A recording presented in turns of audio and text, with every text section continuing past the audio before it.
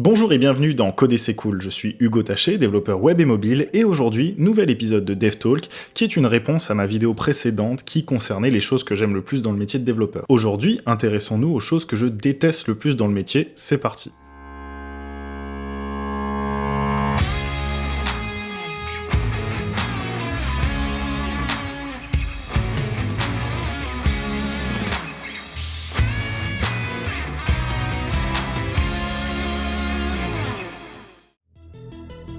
Bienvenue dans la deuxième sponsor de la chaîne. L'heure du concours approche. Et si vous ne savez pas de quoi je parle, eh bien je parle du concours Salary in Game organisé par Expectra qui sponsorise cette vidéo. Expectra, c'est la marque de Randstad spécialisée dans le recrutement des cadres en CDI, CDD et intérim. Et bien sûr, comme le plus souvent les développeurs sont des cadres, c'est à vous qu'il s'adresse et il vous propose de participer à ce concours Salary in Game sur le thème de Matrix.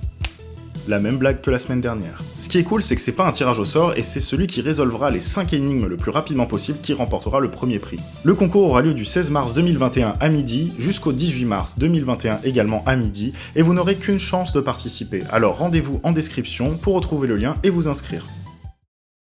Première chose, si vous n'avez pas vu la vidéo inverse à celle-ci, pas d'inquiétude, ce dont on va parler ne dépend pas d'elle. Mais n'hésitez pas à aller la voir juste après car j'ai essayé dedans de vous transmettre un point de vue qui, il me semble, n'a pas encore été évoqué sur le YouTube Game. Aujourd'hui, ça va être un peu plus salé, je vous préviens. Sans plus attendre, commençons avec le premier point, les puristes. Alors ce n'est pas un sujet exclusif au monde du dev, mais il est vrai que je pense que les puristes dans ce milieu sont vraiment très énervants. Bon, tout d'abord, qu'est-ce que j'entends par puriste ? Pour moi, un puriste dans le monde du dev, c'est une personne qui va dénigrer les outils, les langages ou le matériel utilisé par d'autres devs au profit de technologies plus pointues et moins accessibles. Le problème n'est pas de s'intéresser à des technos pointus, le problème est de mépriser les outils et les technologies plus accessibles. Parfois, il arrive même que, par pur besoin égocentrique, un développeur puriste peut saboter un projet en poussant une techno qui, et il le sait lui-même, est soit obsolète, soit difficilement maintenable, lui assurant ainsi d'être un des seuls à pouvoir opérer dessus. Donc bien entendu, on peut faire une erreur dans le choix des technos employés, mais soyez bien conscients que certains le font pour de mauvaises raisons, et le plus souvent pour cloisonner leur code et pour sécuriser leur place.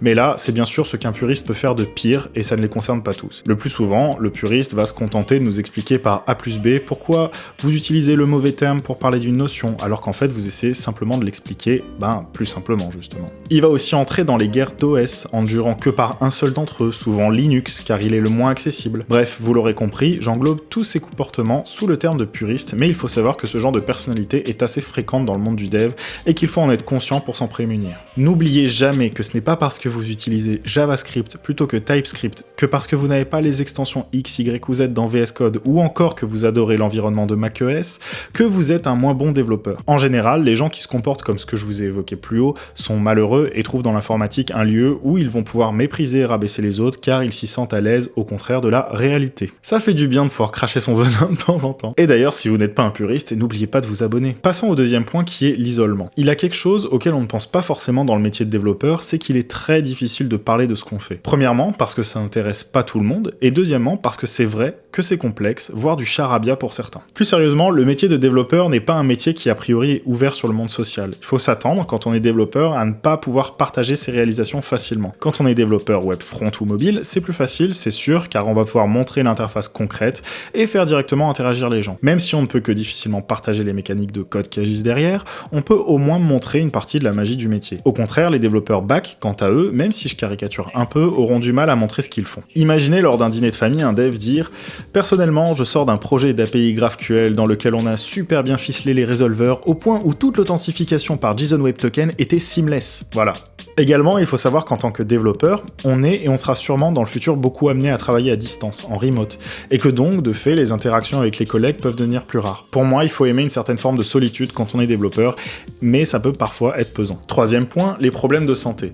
Ça, c'est quelque chose auquel on ne pense pas forcément, mais croyez-moi, être développeur peut réellement provoquer des problèmes de santé. Même si on le sait tous, la sédentarité est désastreuse pour notre corps, en tant que développeur, on est amené à passer des heures sur sa chaise sans trop faire d'exercice. Imaginez alors le résultat. Il est évident qu'il faut compenser à côté pour maintenir une hygiène de vie convenable.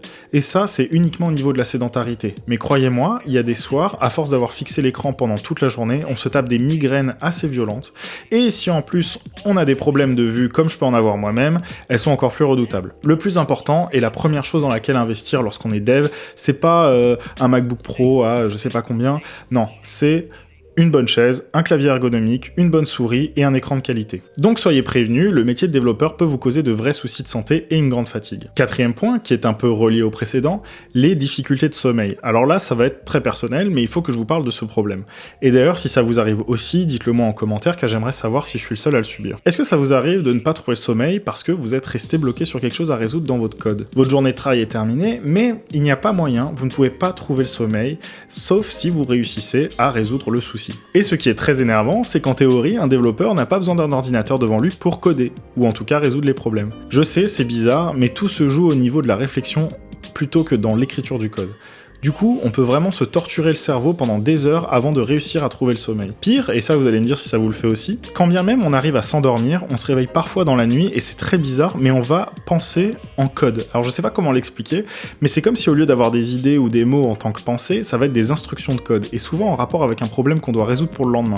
Bref, c'est un peu bizarre, mais vous l'aurez compris, c'est pas de tout repos. Cinquième et dernier point, restez sur la touche. Ça c'est quelque chose qui travaille, j'en suis sûr, beaucoup de développeurs. On va pas se le cacher, aborder une nouvelle technologie, un nouveau framework ou un nouveau langage, ça demande toujours un réel effort. Et souvent, on fait d'ailleurs des paris sur ce qui va fonctionner dans les années à venir. En tout cas, on est constamment obligé de modifier sa stack, apprendre de nouvelles choses et abandonner d'anciennes qu'on maîtrisait sur le bout des doigts. Alors pour certains, c'est ce qui fait le sel du métier, et j'en fais partie, mais pour d'autres, ça peut vraiment être problématique et générer beaucoup d'angoisse. Savoir qu'il est certain que ce qu'on fait aujourd'hui sera obsolète demain, et qu'il faut être prêt à tout réapprendre constamment est aussi excitant que terrifiant. Personnellement, comme je vous l'ai dit, ce n'est pas quelque chose qui me dérange énormément, mais j'aimerais bien ne pas être obligé de tout le temps me poser cette question. Après bon, il fallait bien un cinquième point, et comme j'aime mon métier, c'est difficile de vous donner des mauvais aspects forcément. Si cette vidéo vous a plu, n'hésitez pas à vous abonner, c'est ce qui me donne la force de vous offrir toujours plus de contenu de qualité, et ça permet aussi à la chaîne d'attirer de nouveaux partenariats, qui servent, soyez-en sûrs, à investir toujours plus dans la chaîne. N'hésitez pas à donner votre avis en commentaire, à mettre un gros pouce en l'air, et quant à nous, on se retrouve à la prochaine vidéo. Ciao.